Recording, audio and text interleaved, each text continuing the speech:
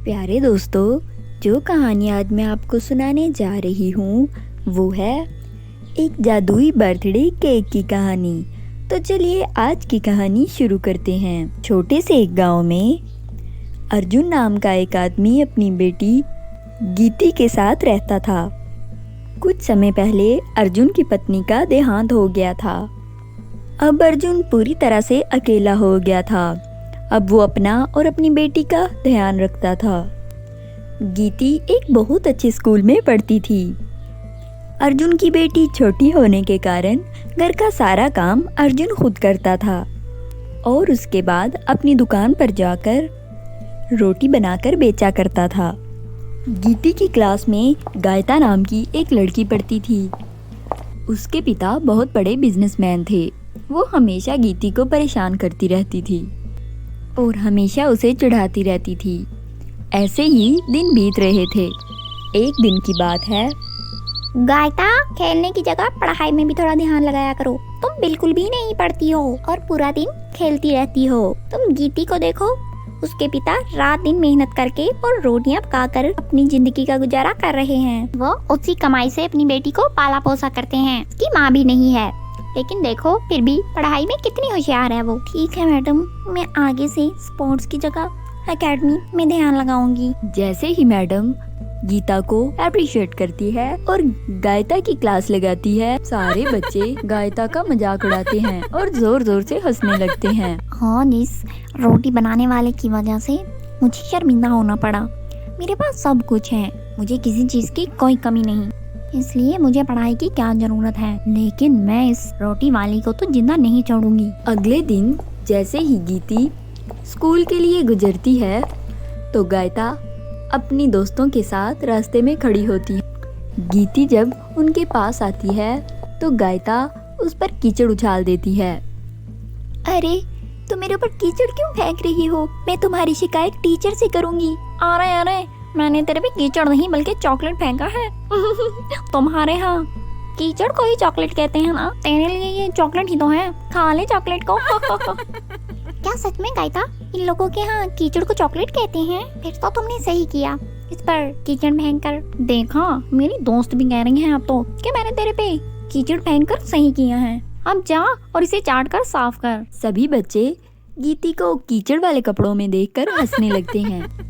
ऐसे क्यों देख रही है? मुझे खाएगी क्या? इतनी इंसल्ट होने के बाद गीती गुस्से से वहाँ से चली जाती है। अकड़ तो देखो इस रोटी बनाने वाली में। तुम बिल्कुल सही बोल रही हो, हमें इसकी अकल निकालनी होगी। मैंने इसको जमीन पर लाकर नहीं पटका तो मेरा भी नाम गायता नहीं। कुछ दिनों बाद गायता का जन्मदिन होता है और वो सभी बच्चों को अपने घर इनवाइट करती है और गीती की तरफ देख कहती है, और हमेशा की तरह मेरे मॉम डैड ने मेरी बर्थडे पार्टी के लिए एक बहुत बड़ा हॉल बुक किया है। तुम सबको मेरे बताए हुए एड्रेस पर पहुंचना होगा। और हाँ गीती पराठे वाली, तुझे भी आना होगा। तूने कहा इतनी बड़ी पार्टी अटेंड की होगी कभी, तो तुम जरूर आना ताकि तुझे भी पता चल जाए कि मैं कितने बड़े घर से हूँ। हैप्पी बर्थडे गायता, अगर तुमने मुझे बुलाया है तो मैं जरूर आऊंगी। हाँ जरूर आना, और मेरी बात सुनो, जरा ढंग के कपड़े पहन के आना, क्योंकि तेरी तो कोई इज्जत है नहीं, मगर मॉम डैड के बहुत बड़े बड़े दोस्त आएंगे। और कृपया करके मेरी उनके सामने बेइज्जती मत करा दी हो। गीता और गायता की बात होने के बाद सभी बच्चे अपने अपने घर चले जाते हैं और शाम को सब गायता के दिए हुए कार्ड के एड्रेस पर पहुंच जाते हैं।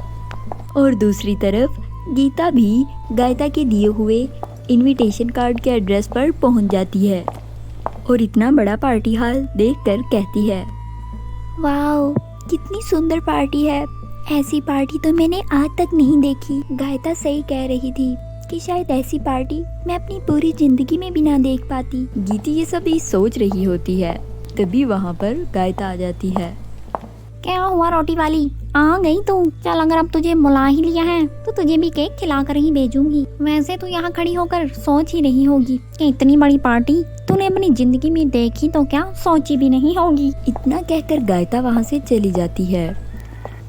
थोड़ी देर बाद केक काटा जाता है। गायता केक लेकर गीती के पास आती है और जैसे ही गीती केक लेने लगती है वैसे ही गायता जानबूझकर केक गीती के ड्रेस पर गिरा देती है। ओप्स, सॉरी सॉरी, ये केक गलती से तेरे ड्रेस पर गिर गया। ओहो, देखो तो इसकी 2 टके की ड्रेस भी खराब हो गई। चल कोई बात नहीं, ड्रेस पर गिरा हुआ केक उठाकर खा ले, क्योंकि तेरी किस्मत में यही लिखा था। गायता, मैं जानती हूँ ये केक तुमने जानबूझकर मेरे ड्रेस पर गिराया है, ताकि तुम मेरी इंसल्ट कर सको और तुम्हें संतुष्टि मिल जाए। लेकिन मेरे पापा ने सिखाया है, जहाँ आपकी इज्जत ना हो वहाँ आपको रुकना नहीं चाहिए। तुम्हें तुम्हारी पार्टी मुबारक। ओह, रोटी वाली की भी इंसल्ट हो गई है। और वैसे भी अपने बर्थडे पर तो तुम एक टॉफी तक तो खिलाती नहीं हो, और तुम्हें लगता है मैं तुम्हें अपने बर्थडे पर बुलाकर इतनी बड़ी पार्टी में केक खिलाऊंगी। गायता, तुमने मुझे अपनी बर्थडे पार्टी पे बुलाकर जलील किया है ना। देखना, एक दिन मैं भी तुम्हें अपनी बर्थडे पार्टी में बुलाऊंगी। तुम्हें नहीं बल्कि तुम्हारे पूरे घर को बुलाकर खिलाऊंगी। देखते हैं वो एक दिन कब आएगा। कीर्ति, खाना तो बहुत बड़ी बात है, तुम हमें एक मिठाई ही खिला दो, वो भी बहुत बड़ी बात होगी हमारे लिए। गीती वहाँ से गुस्सा होकर अपने घर चली जाती है। गीती को गुस्सा देख उसके पापा उससे कहते हैं, क्या बात है मेरी गुड़िया, इतने गुस्से में क्यों हो? क्या किसी ने कुछ कहा है क्या? पिताजी, हमारी गरीबी का सब बहुत मजाक उड़ाते हैं। आज मैं गायता के घर उसकी बर्थडे पार्टी पर गई थी, उसने मेरा बहुत मजाक उड़ाया और मुझे कहा अगर हमारे घर एक मिठाई का डब्बा भी आ जाए तो बहुत बड़ी बात होगी, क्योंकि खाना तो मैं कभी खिला नहीं सकूंगी उसे। कुछ दिन बाद मेरा बर्थडे आने वाला है, मैं भी अपने दोस्तों के साथ केक काटना चाहती हूँ। पिताजी, आप मेरे लिए बर्थडे केक लाओगे ना? बस इतनी सी बात बेटिया, मैं तुम्हारे लिए बहुत बड़ा और सुंदर केक लेकर आऊंगा। ऐसे ही कुछ दिनों बाद गीती का बर्थडे आ जाता है और गीती के पिता गीती से कहते हैं, जन्मदिन मुबारक हो बेटा, तुम ऐसे ही हमेशा पढ़ती लिखती रहो और एक दिन कामयाब होकर अपने पिता का नाम रोशन करो। और तुम्हारा बर्थडे है और आज मैं तुम्हारे सभी दोस्तों को आलू के नान और केक खिलाऊंगा। तुम सबको शाम का इनविटेशन दे देना। गीती अपने पिता का आशीर्वाद लेकर स्कूल जाती है और स्कूल जाकर सबसे कहती है, आज तुम सबको मेरे घर आना है शाम को, क्योंकि आज मेरे पिता तुम सबके लिए केक और नान लाएंगे। शाम होने के बाद गीती के पिता गीती की दोस्तों के लिए आलू के नान बनाने लगते हैं और पास की एक दुकान से आधा किलो का केक ले आते हैं। वहीं स्कूल से छुट्टी हो जाने के बाद सभी बच्चे शाम को गीती के घर पहुंच जाते हैं और दूसरी तरफ गायता भी बड़ी तैयार होकर गीती के घर पहुंच जाती है। ओह, तो ये है तेरा छोटा सा घर। अकड़ तो तेरे में बहुत है, छोटी सी झुग्गी में रहती हो और अकड़ तुम में महलों की रानियों वाली है। गायता, आज मेरा जन्मदिन है, जैसे तुम्हें नहीं पसंद कि तुम्हारे जन्मदिन पर कोई तुम्हें सुनाए, वैसे ही मुझे भी नहीं अच्छा लग रहा कि तुम मेरे जन्मदिन पर मुझे कुछ कहो, और कृपया करके आज अपना मुंह बंद रखो। थोड़ी देर में गीती के पिता आते हैं और सभी बच्चों को एक लाइन में बिठा देते हैं और कहते हैं, सभी बच्चे यहाँ नीचे लाइन में बैठ जाओ, तब तक मैं गीती का केक लेकर आता हूँ। सभी बच्चे जमीन पर बैठ जाते हैं और दूर खड़ी गायता एक कुर्सी ढूंढकर उस पर बैठ जाती है। गीती अपने पिता के साथ केक लेने जब रसोई में जाती है तो देखती है कि केक बहुत छोटा होता है। इतना छोटा केक देख वो मन ही मन में गायता के टोन्स याद करने लगती है और बहुत परेशान होती है कि तभी रसोई में उसकी माँ प्रकट होती है।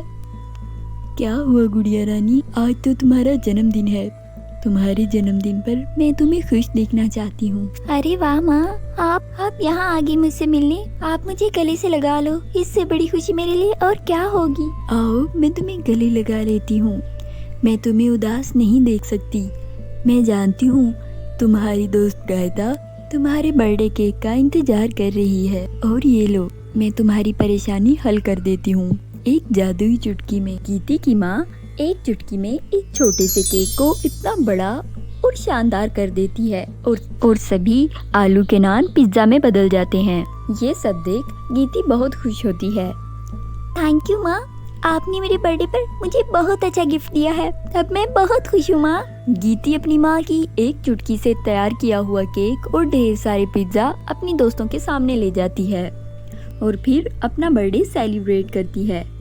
इतना बड़ा केक और इतने ज्यादा पिज्जा देख गायता हैरान रह जाती है और गीती खुशी खुशी केक कट करती है और सभी को केक खिलाती है और लास्ट में सभी के लिए पिज्जा पैक कर देती है।